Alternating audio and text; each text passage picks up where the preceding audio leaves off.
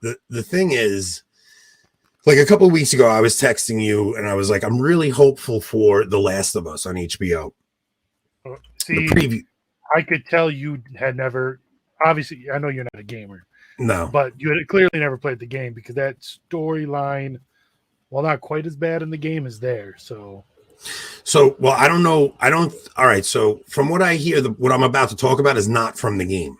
It's an added thing that they put in. But so I love a good zombie flick, right? Like I love the first 3 seasons of The Walking Dead. The first 3 seasons were really good of The Walking Dead, and then it jumped the shark, and it just got repetitive and nonsensy. But like I really liked. What was the other video game? Had Mila Jovovich in it. I know. Come on, because it was a video. I mean, it's a long series. It's still going on. Come on, Mila Jovovich. It has Umbrella Corp. Umbrella Corp, exactly. Come on. Someone in the chat, come on. Help us out, people. Come on. What are you guys doing? Somebody has to know this. I can't believe this. It's a zombie horse. Resident Evil. Yep. Resident Evil. There we go. Okay. Thank you. So I really do like the first couple of Resident Evil movies. There's definitely a few of them I really liked, the one with Raccoon City and stuff. So I remember liking those. I liked the first 3 seasons of Walking Dead. The previews for this show looked great. You just say Rod Blagojevich, Mila Jovovich. All those people sound this. Wait, Rod Blagojevich was the guy. What do you mean, you people? That's who that is? The Illinois governor who went to jail for selling Barack Obama's Senate seat.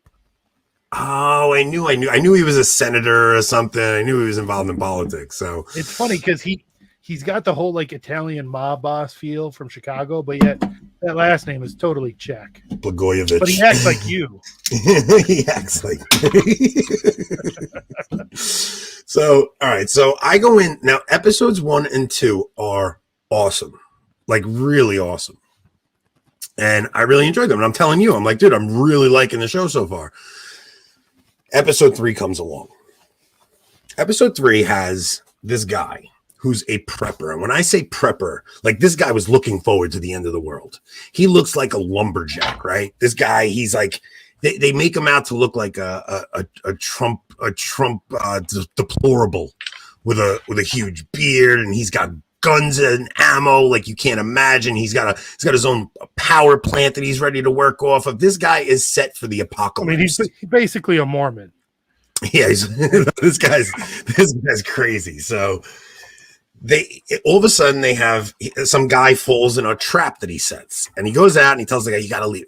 Dude, they set up this gay storyline that when I tell you, so he's supposed to be this prepper and this bad, you know what, like total, crazy guy. And all of a sudden this guy comes and he just puts his hand on him. And it's like, we're supposed to believe this straight guy is just going to flip because, why not? It's 2023. And it's just a matter of if we just feed those people this storyline enough, they'll get softened to it, like that's really what they think.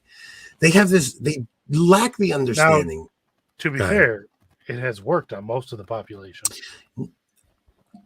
I'm gonna push back on you there. You cannot tell me there is a single straight person on planet Earth. You say this all the time, and you're absolutely right. Anytime a guy sees 2 guys kissing, no matter how progressive they think they might be, it's instant. There's no scenario. I don't care what you say. I don't care how big of an ally they are. I don't care. Listen to me. My wife is like, you have no idea. Her best friend's gay. If she sees 2 guys kiss, she can't help it. It's just not. It's just a visceral reaction that you have, right? So I'm just saying, I don't care how often they feed us the storyline. There's still something appalling for a straight guy to see that. And I don't care. Like, you could be the most liberal, whatever. It's just this is very synodal discussion nonsense. Well, it is. It's all about. There's just something about seeing that just conjures up something, right? So now it goes from that into So they play out this whole storyline. They condense 20 years into one episode, and they show them meeting, they show them falling in love. They show the burly guy, the prepper, he gets shot in the gut, and the other guy nurses him back to health. And then the next scene, all of a sudden, you see is the guy who nurses the burly guy back to health. All of a sudden, seems to have some terminal disease. And now the show goes from this Super AIDS. Gay romance, goes from gay romance to medical assistance in dying. The propaganda in this episode was so insane. So now it goes from the gay romance to now it's the old guy has this terminal disease and he's asking the burly guy, I'm asking you, can we have one last day? And then I want you to overdose me in my bottle of wine and let me die in peace.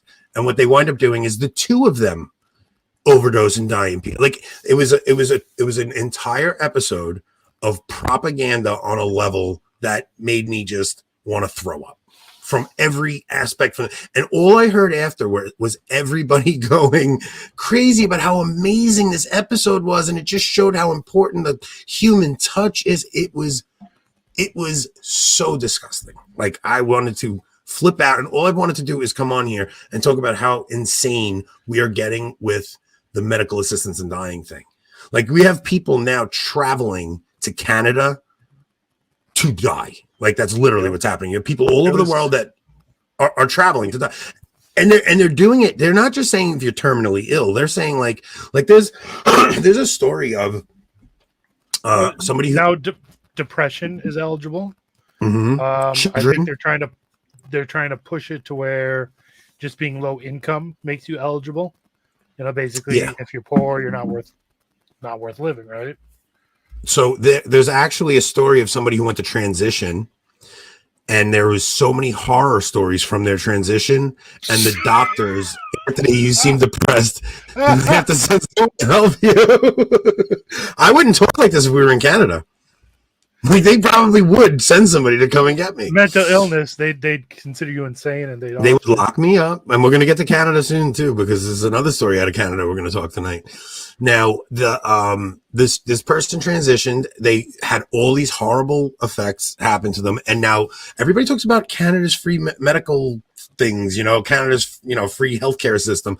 This person, I don't even know which way they transition, is in such horrific condition that they just want to leave the earth. Like they just don't want to handle it. So they're telling their story about the horror of the transition, and they're also going through the MAID program. Now the Canada's telling they're so conflicted, but they're like, well, we want to kill them because we want to kill everyone, but we can't make it look like we're killing them because they're depressed from transition. Yeah. It really is this do we do crazy. Here, it's so funny how all the stories we're going to talk about tonight kind of fit together, right? Because everyone pray for them. They live in Canada. We do. I mean, look, you guys show